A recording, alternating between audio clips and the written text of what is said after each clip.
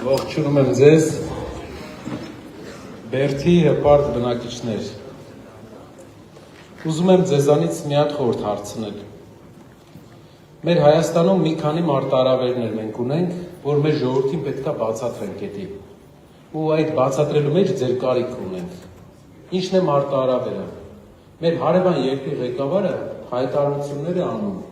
որ իր հայրենակիցները պետք է գան Հայաստան ապրել։ Կարող եմ կարդալ այդ հայտարարությունը, եթե ուզում եք, ու հետո իրար հետ մտածենք, թե ինչպես դրա դեմը առնենք։ Շարժանին չմտնեն։ Միշտ չեն մտել առաջ։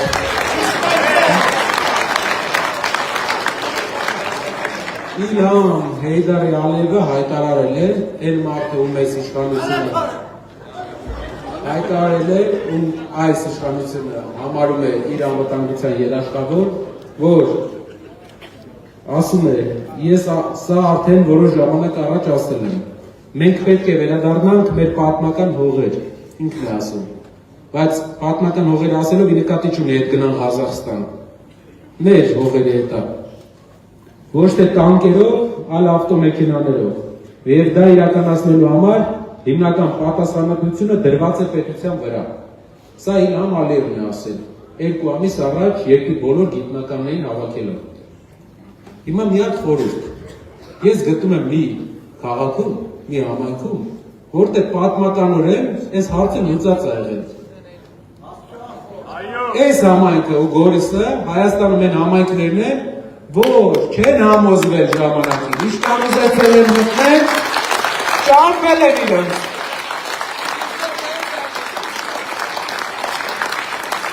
Ուժեղ բերք, ինչի անունը բերք, որովհետև իրանց համոզածներին, կներեք արտահայտությանս համար, իրանց են գցած կուտերին, ոչ մեկ ստեղ, սովետի ժամանակը չի կերել, հիմա էլ չի ուտում, պատմականորեն, հայկական տարածք, դուք գիտեք ինչպես տարածքը պահեք հայկական, դուք գիտեք ինչպես անեք, որ մեր երկիրը չփոքրանա, այնպես է կարևոր սահմանը այստեղով է գնում, ու հայերը այստեղ մնում են մի կից հող, առանց պայքար, դուք իրենց չեք տվել, ու կանգնել եք ձեր հողում, չեք թույլ տվել, որ գան այստեղ, մեր երկիր, սովորացրեք հայերին,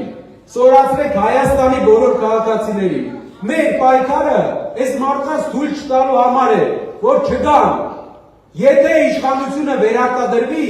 շատ արագ սահմանադրություն է փոխելու, իրենք են հայտարարում, եթե սահմանադրությունը փոխեցին, շատ արագ նոր պահանջն է գալու, իրենց իբր վերադարձը, դուք այդ հարցը լուծել եք, օգնեք ամբողջ Հայաստանին այդ հարցը լուծի, խոսեք բոլորի հետ, բացատրեք, որ նրանք ունեն քաղցր լեզու, բայց դառը մտքեր, թուրքի լեզուն քաղցրա, մտքերը դառը, գալու է, համոզի, մեկին էլ գտելա, ում խեղճացրել է ժողովուրդ, ու նրանով մտնելու է, չեն ամաչում, հայտարարում են, որ մենք պետք է բացենք Սյունիքի դարպասները, էդում առաջ են փակ Սյունիքի դարպասները, հոֆրանսացիների առաջ չեն փակ, փակ են թշնամիների առաջ, ով մեզ այդ աչքով է նայում, մենք կողմ ենք նորմալ իրար հետ շփվելու, իրապես չկա մի հայ, որ նորմալ փոխադարձ հարգանքի կողմ չի, դուք էլ կողմ կլինեք, որ փոխադարձ հարգանքով շփվեն, բայց ոչ իրենք կաստեղ, ինչ ուզեցին այս մարդիկ տվեցին իրենց, էլ տալու բան չունենք, հասել են արդեն, ուզում եմ մենք բոլորս Բերդի օրինակով ամբողջ Հայաստանին վարակենք ու Հայաստանը լինի հայկական, ուժեղ երկիր ունենանք, ուժեղ տնտեսությունով, սա է մեր ծրագիրը։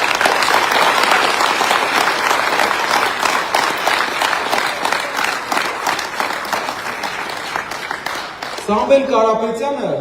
հայկական ամենամեծ ընկերություն ստեղծած մարդն է, ում ընկերությունում 40-ից 50 հազար մարդ աշխատում, զրոյից է ստեղծել, իր աշխատանքով, սիրուն խոսքերով չի ստեղծվում, մեծ գործերը,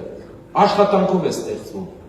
բոլոր հայ ղեկավարներից նա տարբերվում է մինչև այսօր նրանով, որ ձգտում է փոփոխության եւ իշխանությունը գալու է մարդու մոտ, ով արդեն ապահովված է, ով ոչ թե գալիս է, հետո է լավ ապրում, այլ արդեն ապահոված է, ով գիտի ոնց ստեղծել աշխատատեղեր, ու փեշակն է ապահովել մարդկանց զբաղվածությամբ։ Երբ որ եկեղեցու պաշտպանելու համար իրեն տարել էին կալանքի, առաջին անգամ տարել էին հոկտեմբերյան, ու բոլոր կալանավորները դուրս էին եկել իրեն ողջունելու։ Վախենալով դրանից իշխանությունը տեղափոխեց իրան ԱԱԾ ներկուսարան, բայց կալանավորները բոլորը ողջունում էին։ Ու նա մի բան էր մեզ ասել էր այսքան պարապ տղա, երիտասարդ հայ, ոնց կարանք մեր թողել։ Պարապ տղա, երիտասարդ, պարապությունը սավառնում է մեր երկրի վրա է։ Զբաղվածության երկիրը չի լուծել դեռ զբաղվածության հարցը։ Այսօր ես խոսում եմ միջազգային մեր գործընկերներից մեկի հետ, եվրոպական, ով ում ասում է, որ այս համայնքում գործարան չկա, այս համայնքում բերքը վաճառելու տեղ չկա, մթերման կայան չկա, եւ նա զարմանում էր, ասում էր ոնց եք ապրում։ Չէի կարող անգլերեն թարգմանեմ, յոլա եք գնում բառը։ Յոլա գնալու ժամանակը ավարտվել է։ Եթե ուզում ենք լավ ապրենք, պետք է գտնենք մարդ, ով գիտի լավ ապրելու ձևը, ով արդեն այդ ճանապարհը անցել է։ Ու Հայաստանի հաշիվ մի կոպեկ չի աշխատել ժողովուրդ։ Մի կոպեկ ինչ եղել է ուղարկել է վերջի 15 տարվա մեջ մեր երջանկայիշատակ հերոս Քրքորյանից հետո ամենաշատ բարեգործություն արած հայն է։ Ով չի տարել, երբ իշխանությունը մի բան է անում, նա դրա համար պարգևավճար է ստանում, միլիոնավոր դրամներ։ Այդ մարդը Կարապետյանը ինչ արել է իր հայրենիքի համար։ Ոչ ասել է, մենք ձեզ կփոխանցենք գրքույկներ իր կատարած աշխատանքից։ Ոչ հայտարարել է դրա մասին։ Գրքույկների մեջ նենց բաներ կտեսնեք, որ ես էլ եմ նոր տեսնում։ Չի խոսում։ Ոչ պարգևավճար է ստացել բյուջեի հաշվին իր գործը անելու համար։ Ուղղակի հայ է։ Բոլորիս պես ձեզանից յուրաքանչյուրն է, եթե հաջողությունը ստացվում է, նույն է կանում։ Հիմա այս մարդը կարողացել է այդ ստեղծի։ Մեր երկիրն է մարտահրավերի առաջ է։ Ու պետք է առաջնորդում վստահ կլինենք, որ աչքը ուրիշի ունեցվածքի չի, որտեղ Իրանը իրան բավարար է, ով ինքն է ներդրելու Հայաստանը։ Ու այդ մարդը մեր կարծիքով, եթե ուրիշ մարդ լիներ, այս 8 տարվա մեջ կլիներ։ Մի մարդ է, Սամվել Կարապետյանը։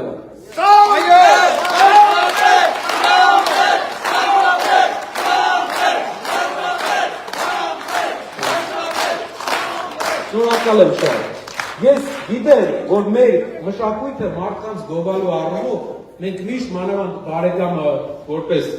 մեր մշակույթը մի քիչ հարց ունի, որ պետք է աշխատենք չներկայացնենք իրան, բայց մենք չենք ներկայացել ինչ արել Կարապետյանը այսքան տարիներ։ Ու եկել ենք այսօրվա։ Սկսել ենք ներկայացնել նոր։ Ինչեր արել մեր հայրենիքի համար, ու ինչեր կանի, եւ պետական հնարավորություններ լինեն։ Ամենակարևոր բանը ինչ կանի, ամեն փոքր քաղաքում կլինի իր աշխատատեղերը, գործարաններ կլինի, ֆաբրիկաներ կլինի, ուրիշ ձևաչափեր կլինի, արտադրությունները, որ աշխատանք լինի։ Մեր համայնքների զբաղվածություն է պետք, աշխատանք է պետք, աշխատավարձեր պետք է մարդիկ նորմալ ստանան։ Գնում ես Քաջարանի համայնք, քեֆը գալիս է, ունեն Քաջարանի հանքը 500-600 դրամ աշխատավարձ են ստանում, որտեղ աշխատելու տեղ կա։ Դրանից հետո գնում ես Սիսիան, աչքդ լցվում են։ Գալիս ես այստեղ 100,000, 120,000։ Միակ բանը, որ մեզ կարա փոխի ժողովուրդ, էդի աշխատատեղերն են։ Քաջարանի օրինակը նայեք, նախ։ Այդ աշխատատեղերի ստեղծման առումով այսօրվա իշխանությունը Փաշինյանը չի կարա ստեղծի աշխատատեղ։ Ինքը ղեկավարել է թերթ, լավ է գրել, բայց մենակ գրել է։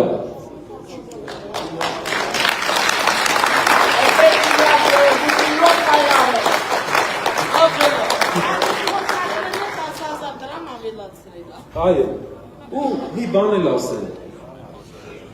Այն տարբերությունը, որ կլինի, երբ մեր երկում ակտիվ աշխատատեղեր ստեղծենք, մենք այս 10,000 դրամ բան ամոթել է ժողովուրդ, լուրջ եմ ասում, երբ մենք հասցրել ենք մեր թոշակառուներին այն օրին,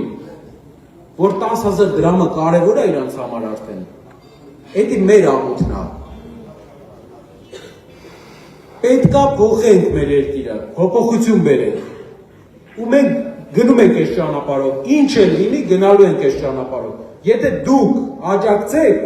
եթե ձեր շրջապատին պատմեք այս ամեն ինչը, Հայաստանին սովորացնեք ոնց Հայաստանը հայկական պահել։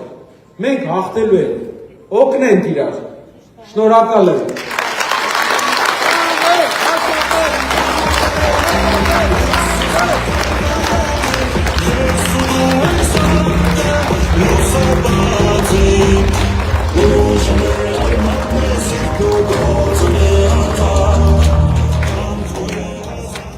Շնորհակալություն պարոն Կարապետյան, շատ ճիշտ մատնանշեցիք, որ ներկայիս կառավարիչը չի կարող ստեղծել նման թվով աշխատատեղեր,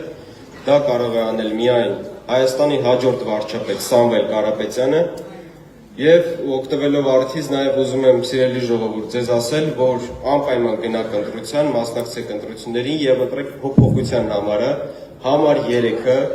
եթե ուզում եք, որ օրինակ Հայաստանում 300,000 ադրբեջանցիների փոխարեն լինի 300,000 աշխատատեղ հայերի համար, սա շատ կարևոր է։ Մեր ընթացքը շարունակվում է դեպի հաղթանակ եւ միանշանակ մենք հաղթելու ենք հունիսի 7-ին, վստահ եղեք։ Նաեւ այդ դրան է գալիս, պարոն Կարապետյան,